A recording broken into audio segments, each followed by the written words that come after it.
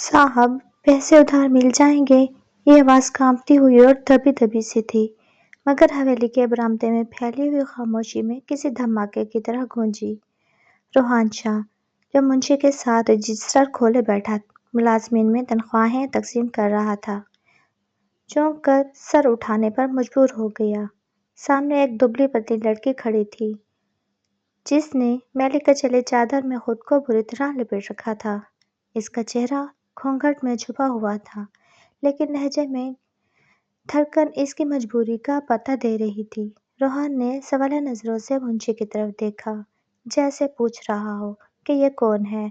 मुंशी कुछ बोलने ही वाला था कि बरामदे के दूसरे सिरे से एक कड़कदार और गुस्सैली आवाज आई, अरे ये कल ही तो आई है काम पर, और आते ही भीख मांगना शुरू कर दी।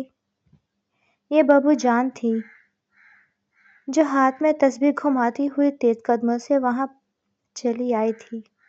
इनके चेहरे पर नागवारी और हकारत के तासुरात नुमाया थे। वो सीधी इस लड़की के सर पर पहुंची और हकारत से इसे देखा।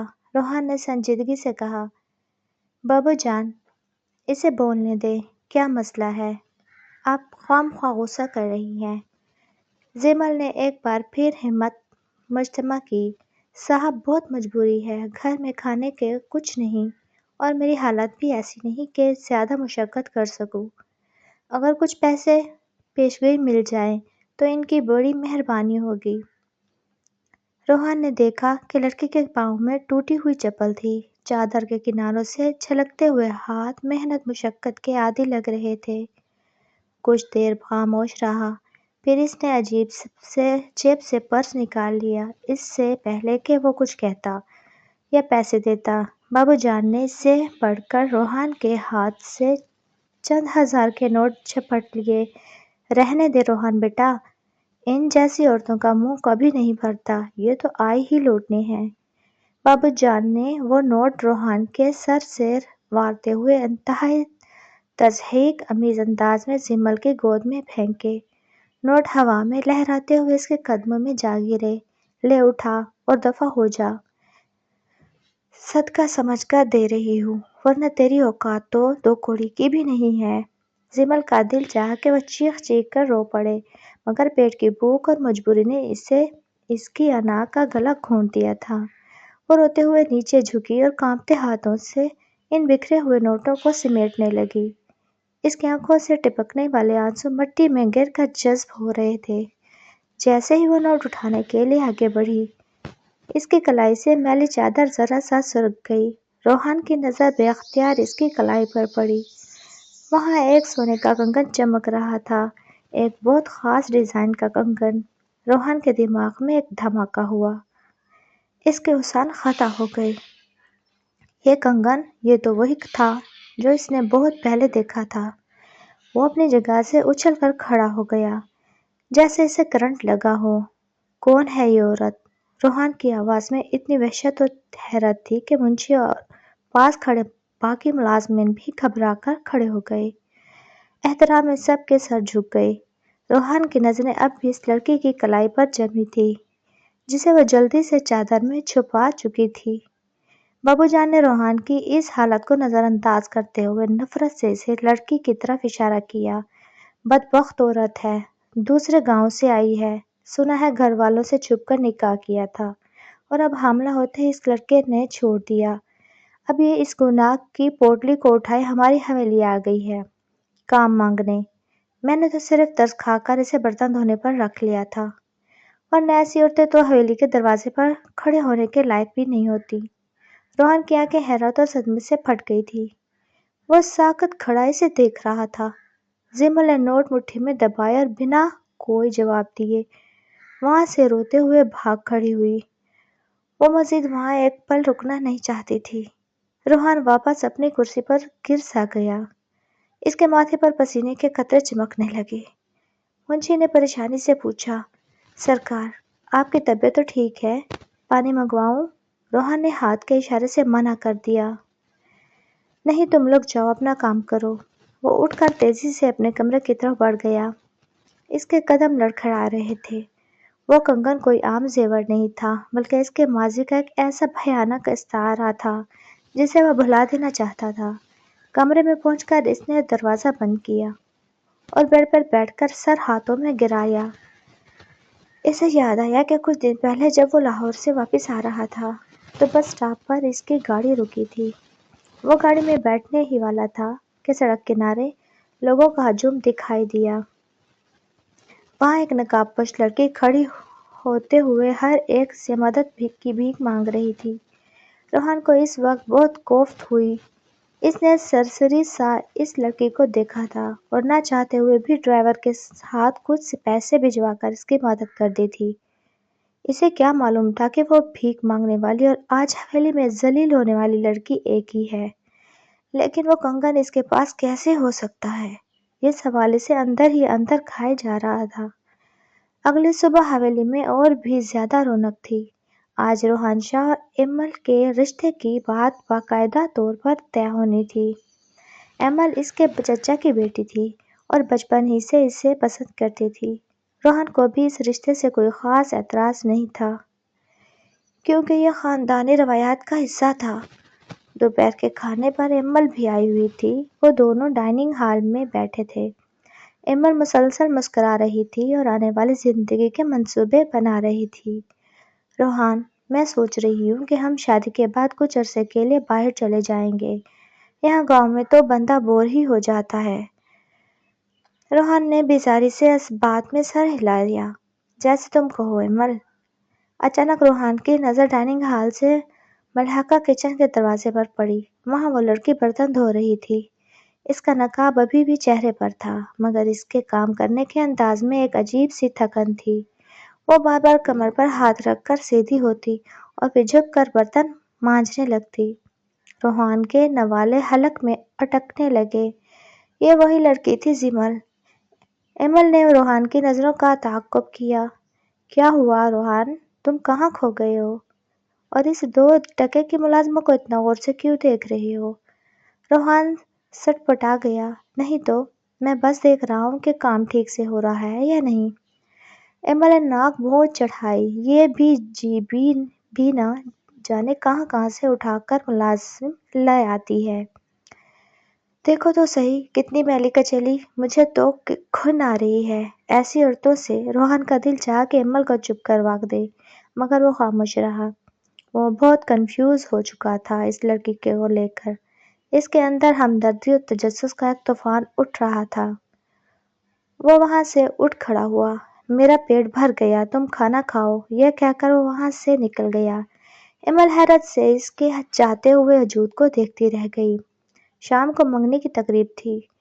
روحان شیروانی پہنے بہت وجیہہ لگ رہا تھا مگر اس کے چہرے پر وہ خوشی تھی جو ہونی چاہیے تھی۔ مہمان مبارکباد دے رہے تھے مگر اس کا ذہن منتشر تھا۔ ایمل اس کے قریب آئی اور بازو میں بازو ڈال کر کھڑی ہو گئی۔ وہ بہت خوش نظر آ رہی تھی۔ اس نے روحان کے کان میں سرگوشی کی۔ تم آج بہت ہینڈسم لگ رہے ہو روحان۔ میں کتنی خوش قسمت ہوں۔ ایمل اس کے نزدیک ہونے کی کوشش کر رہی تھی لیکن روحان غیر محسوس انداز میں پیچھے ہٹ گیا۔ اسے وہ سب کچھ اچھا نہیں لگ رہا تھا۔ موسیقی کا شور اور لوگوں کے کہکے اسے زہر لگ رہے تھے۔ وہ کسی بہانے سے وہاں سے نکلا اور لان کے ویران حصے کی طرف آ گیا۔ وہاں اندھیرا تھا اور سکون بھی۔ وہ اس بینچ پر بیٹھ گیا اور سانس لی۔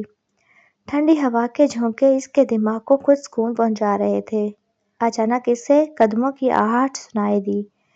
اس نے چونک کر دیکھا، ایک لڑکی بڑی سی چادر سے سرونٹ کوارٹر کی طرف جا رہی تھی۔ اندھیرے کے باوجود روحان پہچان گیا، یہ وہی زیمل ہے۔ وہ شاید اپنا کام ختم کر کے کوارٹر جا رہی تھی۔ اس کی چال میں ایک بوجھ تھا۔ وہ بہت سنبھل کر قدم اٹھا رہی تھی۔ روحان کی نظریں اس کے تعاقب میں جمی رہیں۔ اسے یوں محسوس ہوا جیسے وہ اس لڑکی کو جانتا ہے۔ یہ صرف ایک کنگن کی بات نہیں تھی بلکہ اس کے وجود سے اٹھنے والی اداسی کی لہر روحان کو اپنے حصار میں لے رہی تھی۔ اس نے سر جھٹک دیا۔ یہ میرا وہم ہے، میں پاگل ہو رہا ہوں۔ بھلا میرا اس جیسی معمولی لڑکی سے کیا تعلق ہو سکتا ہے؟ وہ خود کو سمجھا رہا تھا مگر اس کا ضمیر اسے ملامت کر رہا تھا۔ جی کی زبان سنی ہوئی کہانی اس کے دماغ میں ہتھوڑے برسا رہی تھی۔ گھر والوں سے چھپ کر نکاح، حاملہ ہوتے ہی شوہر کا چھوڑ جانا، گناہ کی پوٹلی، کیا واقعی وہ اتنی بری عورت ہے؟ لیکن اس کی آنکھیں تو کچھ اور ہی کہانی سنا رہی تھی۔ ان آنکھوں میں حیا بھی تھی اور ایک گہرا دکھ بھی۔ بے حیائی تو نہیں تھی۔ وہ بے چین ہو کر اٹھ کھڑا ہوا۔ اس کا دل چاہا کہ ابھی جا کر اس لڑکی سے پوچھے کہ وہ کنگن اس کے پاس کہاں سے آیا ہے۔ وہ اس کے پیچھے جانا چاہتا تھا لیکن پھر رک گیا۔ نہیں روحان، ہوش کرو، آج تمہاری منگنی ہے۔ اگر کسی نے تمہیں ملازمہ کے کوارٹر کی طرف جاتے دیکھ لیا تو وہ واپس تقریب میں آ گیا، مگر اس کا دل وہیں اٹکا ہوا تھا۔ اگلا پورا دن روحان نے عجیب سی بے چینی میں گزارا۔ وہ حویلی کے برآمدوں میں بلا وجہ گھومتا رہا۔ اس کی نظریں تلاش کر رہی تھیں کہ کہیں وہ لڑکی نظر آ جائے۔ وہ کچن کی طرف بھی گیا مگر وہاں کوئی اور ملازمہ کام کر رہی تھی۔ وہ باغ میں بھی گیا مگر وہاں بھی وہ نہیں تھی۔ شاید وہ اپنے کوارٹر میں ہی تھی۔ روحان نے سوچا کیا وہ بیمار ہے یا بیجی نے اسے نکال دیا ہے۔ طرح طرح کے وسوسے اس کے دل میں آ رہے تھے۔ پھر وہ سوچنے لگا کہ میں جو سوچ رہا ہوں کاش ایسا نہ ہو ورنہ بہت کچھ غلط ہو جائے گا۔ اگر وہ کنگن واقعی وہی ہے تو پھر یہ لڑکی کون ہے اور اس کا مجھ سے کیا تعلق؟ رات ہو چکی تھی۔ حویلی کے سب مکین سو چکے تھے۔ خاموشی کا راج تھا لیکن روحان کی آنکھوں سے نیند کوسوں دور تھی۔ آخر اسے صبر نہیں ہوا۔ وہ دبے پاؤں اپنے کمرے سے نکلا۔ چاندنی رات میں حویلی کا لان پر اسرار لگ رہا تھا۔ وہ تیز قدموں سے چلتا ہوا سرون کوارٹر کی طرف بڑھا۔ اس کا دل زور زور سے دھڑک رہا تھا۔ اسے سمجھ نہیں آ رہا تھا کہ وہ کیا کرنے جا رہا ہے، لیکن ایک دن اندیکھی ڈور اسے وہاں کھینچ رہی تھی۔ اس نے جمل کے کوارٹر کا دروازہ آہستگی سے دھکیلا۔ کنڈی نہیں لگی ہوئی تھی۔ دروازہ ہلکی سی چڑچڑاہٹ کے ساتھ کھل گیا۔ کمرے میں ایک مدھم سا بلب جل رہا تھا۔ جمل بیڈ کے کنارے بیٹھی تھی۔ اس نے چادر اتار رکھی تھی۔ اس کے لمبے سیاہ بال بکھرے ہوئے تھے اور چہرہ آنسوں سے بھیگا ہوا تھا۔ دروازہ کھلنے کی آواز پر وہ چونک کر مڑی۔ سامنے روحان شاہ کو کھڑا دیکھ کر اس کے حلق سے ایک دبی ہوئی چیخ نکلی۔ وہ فوراً اٹھ کر کھڑی ہوئی اور اپنے آپ کو چھپانے کی کوشش کرنے لگی، لیکن روحان شاہ پتھر کا بت بنا کھڑا تھا۔ اس کی نظریں جمل کے چہرے پر جمی ہوئی تھی۔ وہ چہرہ جسے اس نے اب تک نہیں دیکھا تھا اب اس کے سامنے آیا تھا۔ روحان کو لگا جیسے کسی نے اس کے سر پر ہتھوڑا مارا ہو۔ وہ شاکڈ تھا۔ اس کے پیروں تلے سے زمین نکل گئی۔ یہ وہی تھی، وہی لڑکی جس کے نہ ہونے کی وہ آرزو کر رہا تھا۔ اس کا خدشہ درست ثابت ہوا۔ جمل نے گھبرا کر نظریں جھکا لیں۔ آپ یہاں صاحب پلیز چلے جائیں یہاں سے۔ اگر کسی نے دیکھ لیا تو میری جان چلی جائے گی۔ روحان کے لب ہلکے مگر آواز نہیں نکلی۔ ماضی کا ایک دریچہ اس کے ذہن میں پوری قوت سے کھل گیا۔ اسے وہ رات یاد آ گئی جو اس کی زندگی کی سب سے سیاہ رات تھی، اور اس رات کے اندھیرے میں جو چہرہ اس نے دیکھا وہ ہو یہی تھا۔ تم، روحان نے بمشکل کہا، تم یہاں کیسے؟ جمل پھوٹ پھوٹ کر رونے لگی۔ اس نے اپنا چہرہ دونوں ہاتھوں میں چھپا لیا۔ روحان دیوار کا سہارا لے کر کھڑا ہو گیا۔ اس کی نظریں وقت کی دھند کو چیرتی ہوئی ماضی کے اس سیاہ اور عبرت ناک منظر پر جم گئی جو اس کی زندگی کا سب سے بڑا پچھتاوا بن چکا تھا۔ روحان کی آنکھوں کے سامنے لاہور کے اس کوٹھے کا منظر گھوم گیا۔ وہ رات جب اس کے دوستوں نے اس کی زندگی کے ساتھ کھیلا تھا۔ شاہویز اور دانیال اسے زبردستی وہاں لے گئے تھے۔ روحان نے بہت منع کیا مگر وہ اسے یہ کہہ کر لے گئے وہاں صرف موسیقی کی محفل ہوگی۔ وہاں پہنچ کر انہوں نے اسے جوس کے بہانے شراب پلا دی۔ روحان کو یاد تھا کہ کیسے اس کا سر چکرانے لگا تھا اور پیروں سے جان نکلنے لگی تھی۔ اسے دھندلا دھندلا یاد رہا کہ اس کے دوست اسے سہارا دے کر ایک کمرے کی طرف لے جا رہے تھے اور ہنس رہے تھے۔ یہ تمہاری گریجویشن پارٹی کا تحفہ ہے روحان، عیش کرو۔ شاہویز کے الفاظ روحان کے کانوں میں گونج رہے تھے۔ پھر دروازہ بند ہونے کی آواز آئی اور کمرے میں گہرا سکون چھا گیا۔ روحان نے نشے میں دھت آنکھیں کھول کر دیکھا تو سامنے بیڈ کے کونے میں ایک لڑکی سمٹی ہوئی بیٹھی تھی۔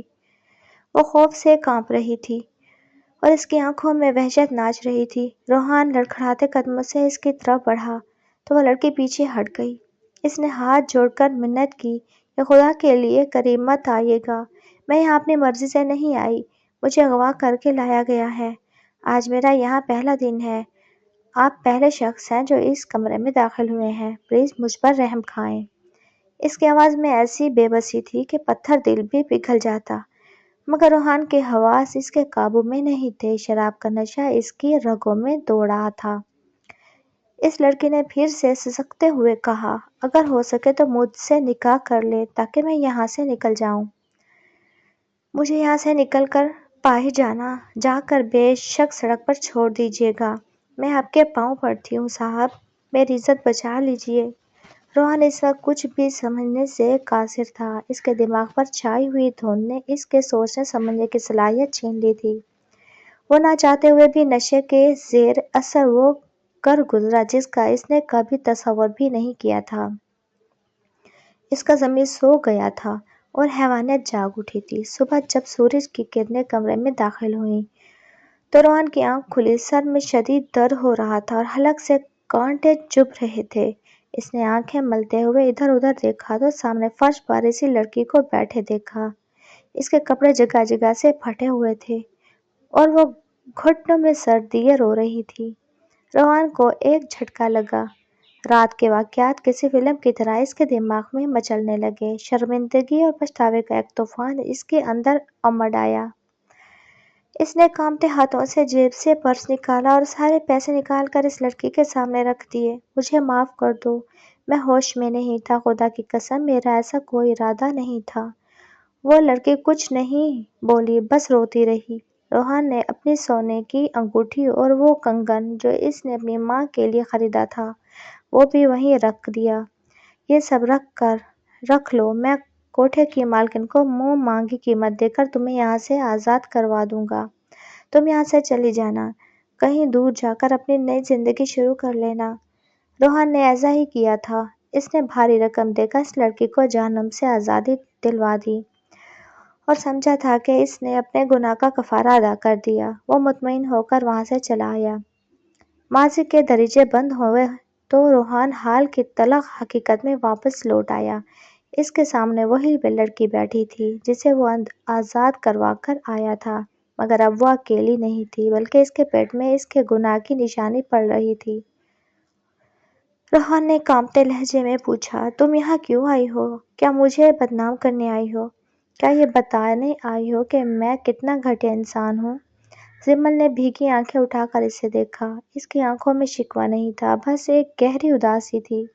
"نہیں صاحب، میں آپ کو بدنام کرنے نہیں آئی، میں تو صرف اس لیے آئی ہوں کہ آپ کو احساس دلا سکوں۔ جب مجھے پتہ چلا کہ میں ماں بننے والی ہوں تو میرے قدم رک گئے۔ میں کہاں جاتی، کون سا سماج مجھے قبول کرتا۔ میں نے فیصلہ کیا کہ اس بچے کو اس کے باپ کے گھر کی دہلیز پر پیدا کروں گی۔ میں یہاں صرف اس لیے آئی ہوں کہ اس بچے کو جنم دے کر یہاں سے چلی جاؤں۔ یہ بچہ آپ کی امانت ہے، آپ کی نشانی ہے۔ اسے آپ کے حوالے کر کے میں اپنی راہ لوں گی۔ مجھے آپ سے کوئی رشتہ نہیں چاہیے، نہ بیوی کا درجہ چاہیے اور نہ ہی کوئی حق۔ بس اس معصوم کو یتیمی اور حرام کا دوغ نہ ملے۔ روحان کے دل پر جیسے کسی نے خنجر چلا دیا۔ زمل کا ہر لفظ اس کے ضمیر پر کوڑے برسا رہا تھا۔ وہ شخص جو خود کو معزز سمجھتا تھا اس وقت اپنی نظروں میں گر چکا تھا۔ وہ کچھ نہ بول سکا اور خاموشی سے مڑا اور سر جھکائے کمرے سے باہر نکل گیا۔ اگلی صبح حویلی میں ایک نیا طوفان کھڑا ہو گیا تھا۔ بی جی کو کسی ملازمہ نے خبر کر دی تھی کہ رات کے اندھیرے میں روحان شاہ کو زمل کے کوارٹر سے نکلتے دیکھا گیا ہے۔ شک کی چنگاری نے بھڑک کر آگ کی شکل اختیار کر لی تھی۔ سورج ابھی پوری طرح نہیں نکلا تھا کہ حویلی کے صحن میں ایک تماشا سا لگ گیا۔ گاؤں کی عورتیں اور حویلی کے ملازمین ایک دائرے کی صورت میں کھڑی تھیں اور درمیان میں زمل زمین پر گری ہوئی تھی۔ اس کی چادر سر سے ڈھلک چکی تھی اور وہ اپنے پیٹ کو دونوں ہاتھوں سے چھپائے خوف زدہ ہرنی کی طرح ادھر ادھر دیکھ رہی تھی۔ بی جی اس کے سر پر کھڑی شیرنی کی طرح دھاڑ رہی تھی۔ "بتا، حرام زادی، کس کا گناہ پیٹ میں لے پھر رہی ہے؟ بیجی کی آواز میں اتنی نفرت تھی کہ سننے والوں کے دل دہل جائیں۔ زمل روتے ہوئے بیجی کے پاؤں پکڑنے کی کوشش کی۔ بیجی خدا کے لیے مجھ پر رحم کریں، میں نے کوئی گناہ نہیں کیا، یہ اللہ کی طرف سے ایک آزمائش ہے۔ بیجی نے حقارت سے اپنا پاؤں پیچھے کھینچا۔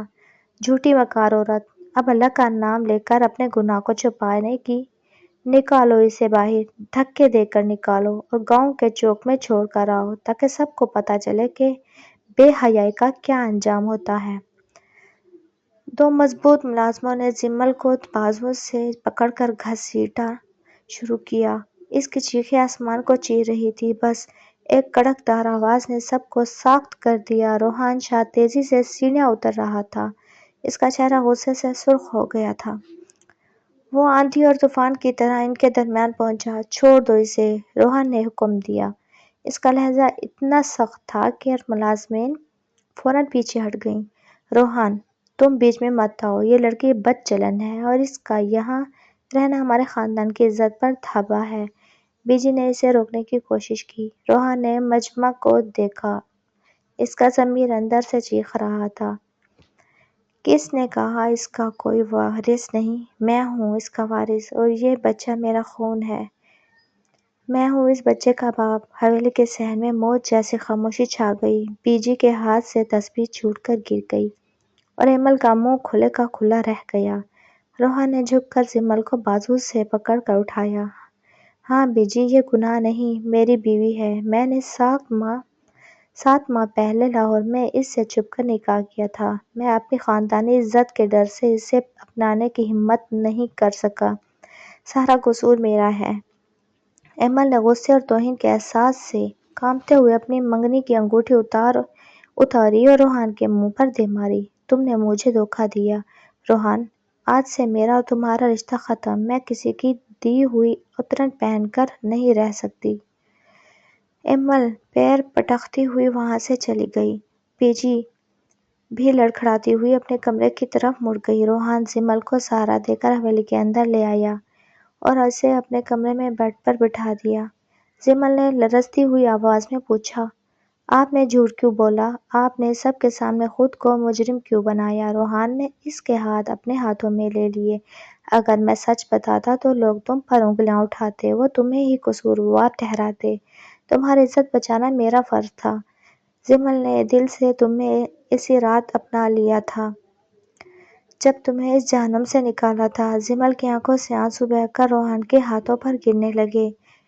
اسے یقین نہیں آ رہا تھا کہ اس کی قسمت ایسی بھی ہو سکتی ہے کہ وہ دھکے کھانے کے بجائے ایک مضبوط سہارے کی پناہ میں ہوگی۔ روحان نے اس کے آنسو پونچھے۔ آج کے بعد یہ آنسو نہیں بہیں گے۔ میں ایک اچھا شوہر اور ایک اچھا باپ بن کر دکھاؤں گا، یہ روحان شاہ کا وعدہ ہے تم سے۔